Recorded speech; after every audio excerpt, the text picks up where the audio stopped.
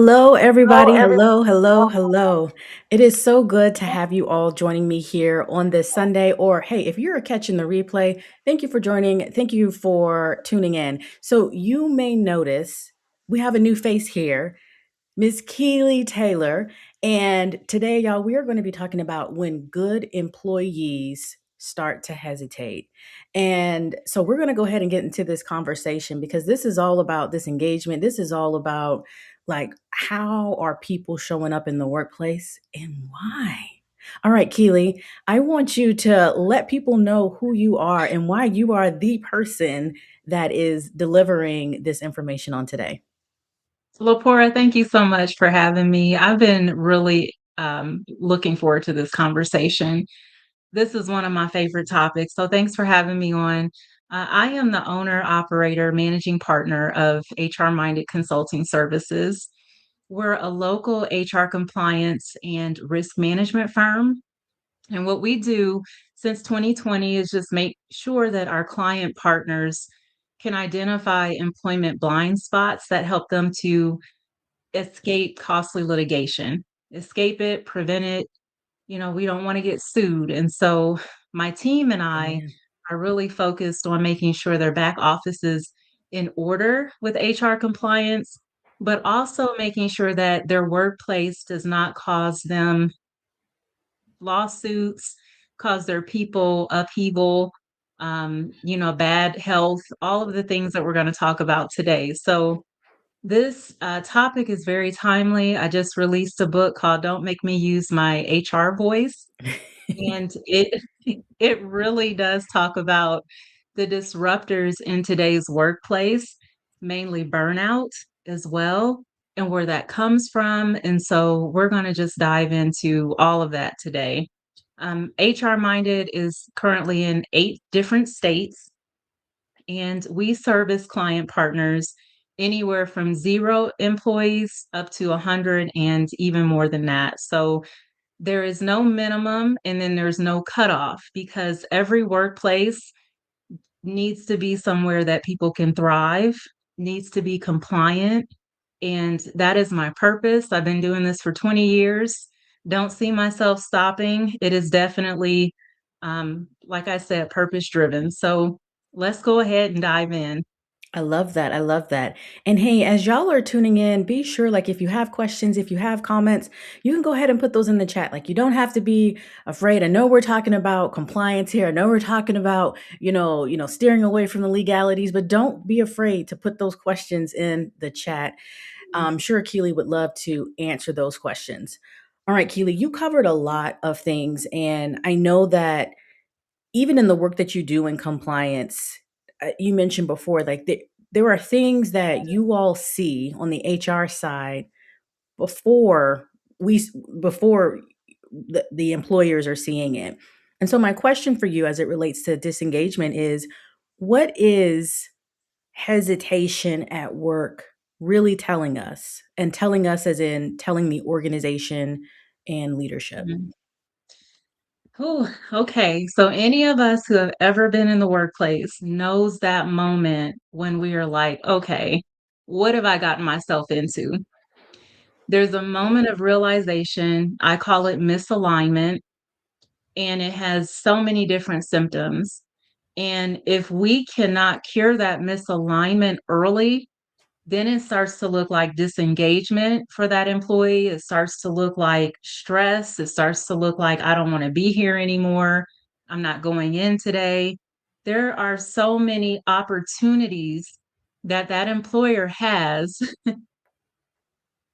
as of the interview, starting with the job posting, really, but then the interview, the onboarding, the first 5 to 10 business days on the job, what that looks like, the months following, the training and the connection with other employees.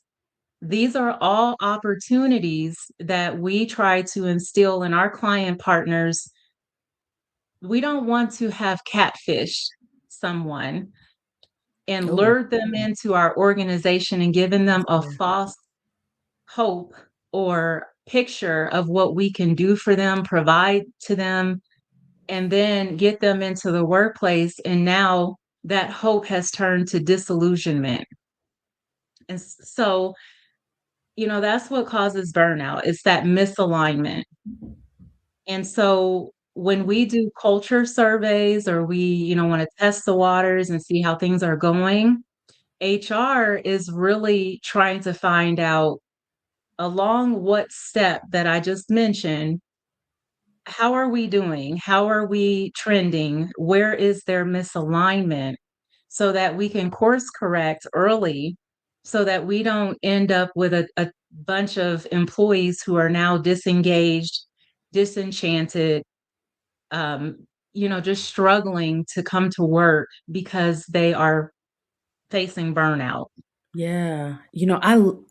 When you said catfish, I was like, "Oh, I ain't even." I used to watch that show all the time, and I was like, "That is such a interesting perspective to look at it." The other piece, you Look, where I mentioned. have other words for you too. Crash out is another one that we're going to talk about today. So keep going. Okay, all right, I'm ready for it, and I know that those who are watching, whether they're catching this live or catching the replay, are ready for it too. So you mentioned misalignment, and as far as one of the things that you do is you go in and you help the organizations with understanding, I guess, what the current climate is and what direction to focus in on. My follow-up question to that, and I feel like you and I have kind of had this conversation before, Mhm. is is it fully on the organization to align? Or I use the word to translate, or whose responsibility is it? Oh my gosh, I love that question. And it's such a loaded question Right. because it's both. It's both it's both parties having the responsibility, right? So earlier we talked about my analogy that I gave to you about the canary in the coal mine. Yes, I love Made a that. post about that. So, canaries are these bright, beautiful birds, different vibrant colors. They're meant to sing. They're the songbird, right? And so the canary in the coal mine, you have this bright, beautiful singing bird that now flies into a coal mine full of ash and soot, and they can't survive in there like that, right? They become coated, they lose their vocals. They're no longer the being that they used to be. Now, if that canary were a human being, I would hope that that canary would do its research, as I always hope that the employees do, before they enter the coal mine. So we do as employees have the responsibility to know where we're applying, right? That's why we should ask in the interview, what research have you done? What have you seen on Glassdoor? What have you seen on Indeed? On social media, do your research because if you're that canary and you love to sing and you're flying into a coal mine, that's not the best decision for you. However, the people who have hired you into that coal mine knew what your knowledge, skills, abilities, they knew what was on the resume. They've researched you. Some of them use Facebook, even though I have a thought about that, but they use LinkedIn.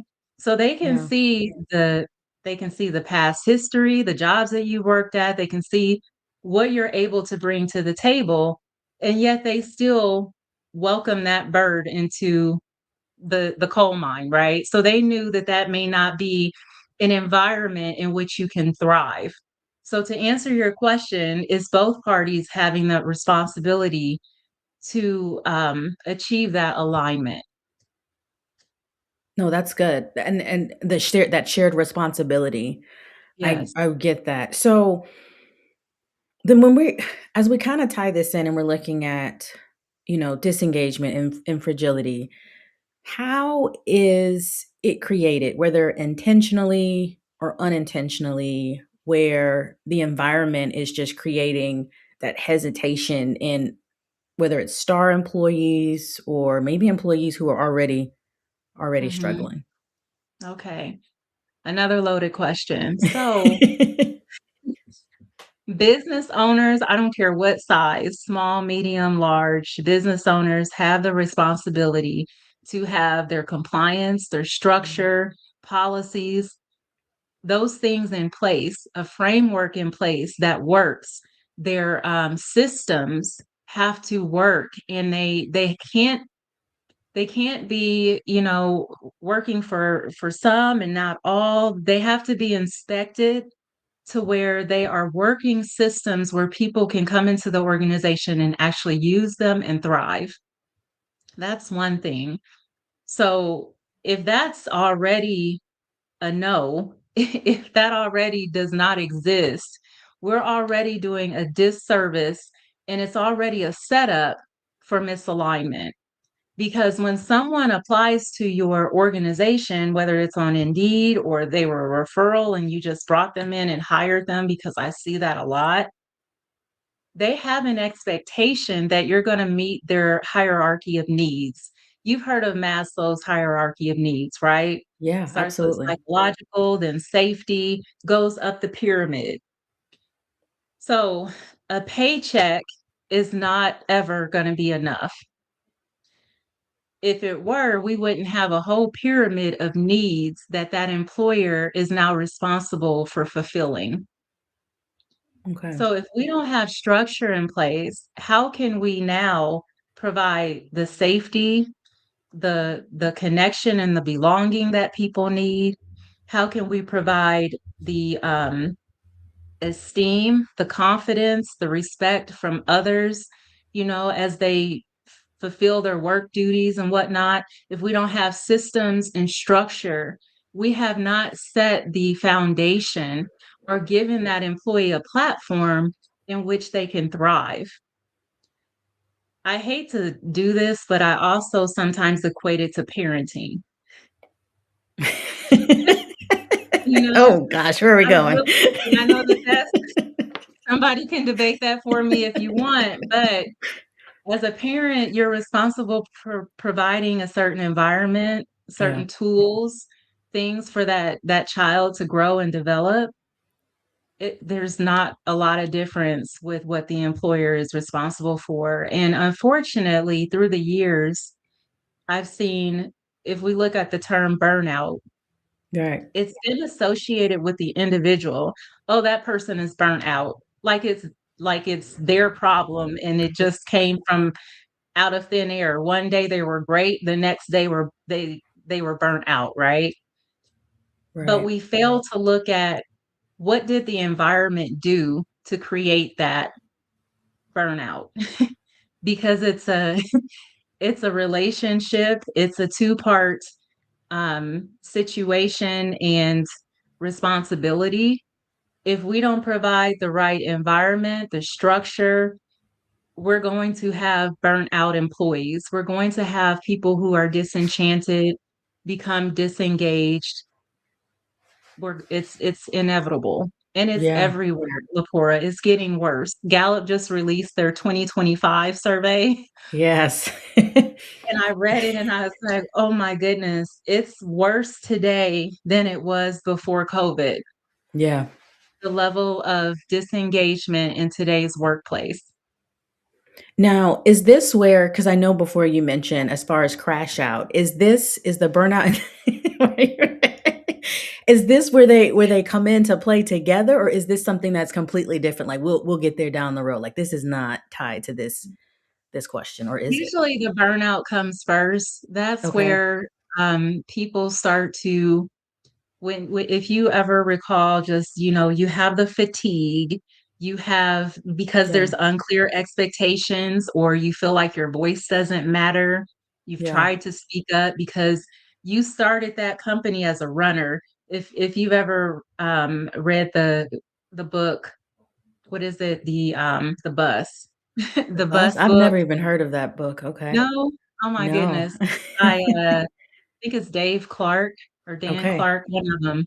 But there's different people on the bus for that company. There's riders, there's joggers, walkers, and runners. You start as a runner, And when things start to go south, there's no structure, there's unclear expectations, there's poor leadership or leadership that's not used to managing people, you become a jogger. Right. Or even worse, you start to become a rider. You're just sitting on the back of the bus, you know, you become a dead weight in a sense. That's where quiet quitting comes from. You're like, okay, I'm just gonna sit here now. You guys go ahead, runner up there that was just hired, you go ahead and propel us forward. I'm done. So that is where that's where we start to see people feeling unsafe. They don't feel that that psychological safety is there, that they can't speak up anymore. They're stressed out. So then our benefits start to take a hit. Um, and you're not getting the productivity that you used to get from that person. They are no longer creative. They're not volunteering information. They're just doing the bare minimum because somewhere along the line, that misalignment became disillusionment and now they're just disengaged. And Yeah. as employers, we cannot afford to say, okay, that's a them thing. Right. Because I don't know, if you've ever experienced this, if you've ever had a job where it was more of your escape, everything could be falling down around you at home. Maybe the children aren't acting right or the spouse is doing weird stuff. But you're like, you know what? I can't wait to go to work on Monday because I can kind of escape. I can get away from here.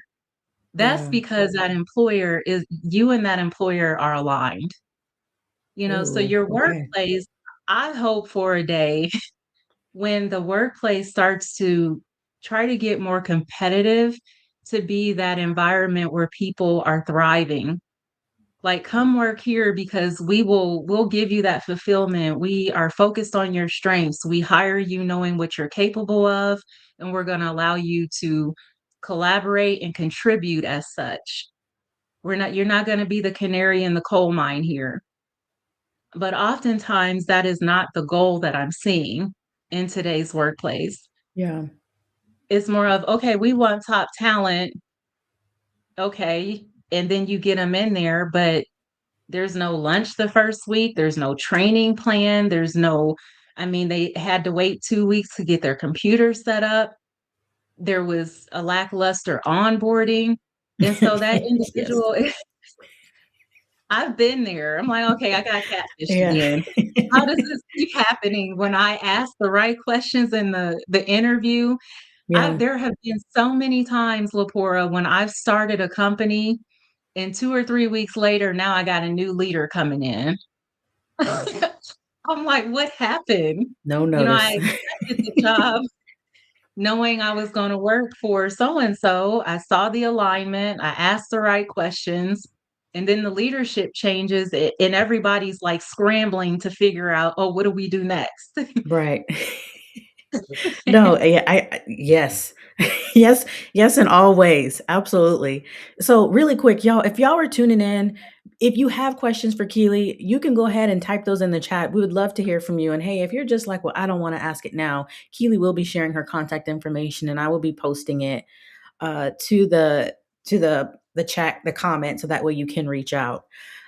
Keely, you touched on something when you mentioned in regards to people using not using but going to work as a way to escape Yes. their day to day. And one of the first thoughts that came into my head is that is a lot of responsibility for an employer. And so I guess my question is around the fact of this is more so for the employer who is like, that's a lot of pressure for us, Yeah. and we got a ton of other things to do. How do we then balance being that escape, creating that environment, but at the same time, we have work that gets done because there are other pressure points that we have as an organization or as a company? You know, in my opinion, and from what I've seen, but also what I've been taught, New York Stern University, Goldman Sachs, 1 million women in business, they teach us and business owners Do not hire anyone if you don't have your structure and your systems in place.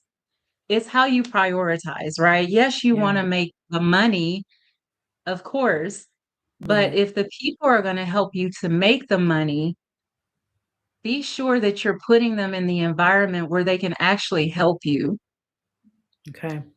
So, sometimes as, you know, business owners, and I know that they don't wanna hear this, Yeah. we get to moving so fast and focused on the profit and the bottom line. We're just like, "Get them in here, hire somebody. Can I get a job description first? Can I at least make that first? That way we how about Yeah. let's start here with a job analysis so we can actually know what to put on the job description, Yeah. because I promise you the person that we hire is gonna wanna read a job ad. They're gonna wanna know what they're responsible. I know this is funny, but it really it's Yeah, not. no, yeah. It's I gotcha. it's an everyday thing, Lapora, Yeah. for the last 20 years. Oh gosh, well, all right, I've there's a pattern there. I've seen it. I see it all the time. It doesn't matter what industry, doesn't matter what size the company. And then HR is the one, you know, if they haven't put their foot down and said, "No, I can't do this until we have this," HR is the one that's sitting there answering or trying to answer questions as to, "Okay, well, what does tuition reimbursement look like here? We don't have that policy yet." You Oh, yeah. Yes. or, you know, what's the policy for travel reimbursement? Oh, let me email the CEO and ask them that. You know, that's just not that's where that disillusionment comes in, or this disenchantment, because the person is now looking like this company may not have their stuff together.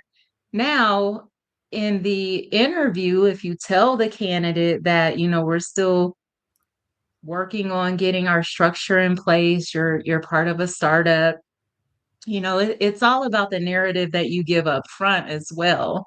Yeah. But I don't see that as often as I do people starting a company, and they have all this hope and they're like, "Oh my gosh, I'm so excited." And then they're sitting at their desk for the first week and nobody's talking to them because Right. everybody's so busy. Okay, where's my computer? What am I supposed to do? No, Yeah. just sit there. That's, you know, that's what we wanted you for, is just to sit in that chair, I guess, you know. And you know what's so interesting about that? I've had a lot of jobs over the years. So not even just from my own personal experience, but just in conversations with other people as well, is that when that is the start of the onboarding process, or once you're like your first day, like it is hard to see as an employee, it's hard to see the organization outside of that. And I would think also from an employer perspective, if they're viewing now this employee as being, well, they're not taking initiative or they're not doing XYZ, and many Mhm. times it's because they're not quite sure, like, what is the etiquette, what is the mannerism, what is the culture here. There's a Yeah. lot of uncertainty there. Um, and so I said all that to say, what I got from what you said, and let me know if I'm wrong with this, is that I know that we're talking about when good employees start to hesitate at work. I feel like that if companies and organizations, if they do intentionally hesitate before bringing in a new employee, it can Mhm. minimize the hesitation that employees have in the role, because there are more things that are addressed there. What are your thoughts about that? Absolutely, I agree with you. You know, if they just take a moment to put themselves in that new hire shoes. Am I ready to devote attention to this person? Do I have SOPs that where if I'm not able to sit with them and train them, where they're going to get the information from? Or if this is a brand new position, do I know exactly what I need and want from that role? Right. Because when you hire top talent or good employees, they are wanting to work and achieve that self-actualization at the very top of the pyramid, Maslow's hierarchy of needs. They can't get up there unless they know and they have clear expectations from their leaders.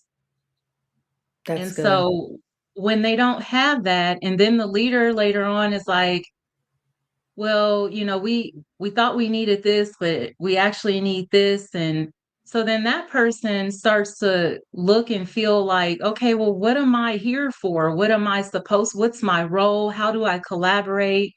That's where you start to get someone who is just, they lose fatigue. Like I said, creativity is gone. They may not know how to really address it, Yeah. and still maintain professionalism. So then they come to HR and they're like, how do I have this conversation? Like, I'm feeling this way or whatnot. And luckily, there are some leaders out there in the workplace where you can have a true conversation with them and without fear. But I'll be honest with you, Lapora, that's not very common from Okay. what Well, I've that's experienced throughout the years. That's a rare find. It does definitely needs to be more of that. People willing to hear, maybe we missed a few steps. Can we backtrack? yeah. Luckily, all of my client partners that I work with are of that mindset. They're willing to, okay, if they bring HR in, they're willing to backtrack and look at things and write, the course correct, whatnot. But um, when you don't have leaders like that, that's where you get an abundance of turnover constantly. That's where you get a bad reputation for being a toxic workplace because everyone is disgruntled. And when you really start to peel back the layer of the onion of why they're disgruntled, it's because of unclear expectations, or the leaders don't have alignment with one another, or it's one rule for one person and a different rule for everyone else. And it creates chronic stress in the workplace. It it just it unravels very quickly, all Yeah. because systems are not in place, or we didn't really take the time to lay the right foundations for the people that we're hiring. Okay, that's good. So as we get ready to wrap up, I want to ask one more question, and then I want to allow you to say whatever you think people need to hear. Okay, you asked uh, for it. hey, you're not gonna offend me. Like whatever they need to hear, they need to hear. So for the person who's saying easier said than done, Yes. easier said than done. Like it's and how do we know that if we put forth all of this work and effort, that it's Hmm. actually going to make a difference? What would you say to that? Okay, I have two answers to that. Okay. If you can't get it done yourself, bring in a reliable, trusted partner who is well versed and experienced in doing so, laying the foundation. In my opinion, there's no excuse, Okay. because as a business owner, as a CEO, COO, anyone in the C suite, you cannot wear all hats. You cannot be everything to every person, right? Right. And so sometimes it is coming to grips that, okay, I can't do this alone. I need an expert in that field so that I don't have major turnover. We all know the costs of having employees, hiring people. There's a huge dollar amount to all of that, then benefits and whatnot. So why make that investment in people that we're not going to actually try to retain by making sure that the environment and the structure is in place to have them? It's like pouring money down the drain. That's the part that I just don't understand. Um, the other piece to that, so I said that one, make sure that if you can't do it, someone else can do it. But the other piece is never be too proud to course correct, and Mm. always have your sights set on what does that employee need? Because any of us as leaders know we're servants to our team members. I'm big on servant leadership. It's no longer about me. It's about how can I make this a workplace where these people can thrive and do great work so that we all excel. And I'm working right there along with them as their coach, right? I don't Yes. even like the term boss. I am their coach. I'm going to help you be successful so we can be successful together. It's a whole mindset shift for many people. So that needs to be another part of it.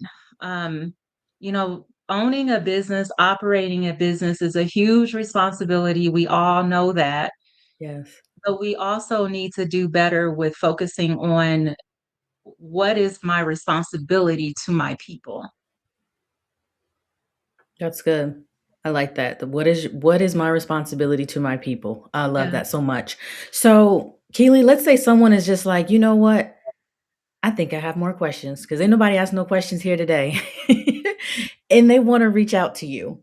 So, two things: let people know how they can reach out to you, let people know where they can find your book, and what do they need to walk away with knowing or remembering if they don't remember anything else here today.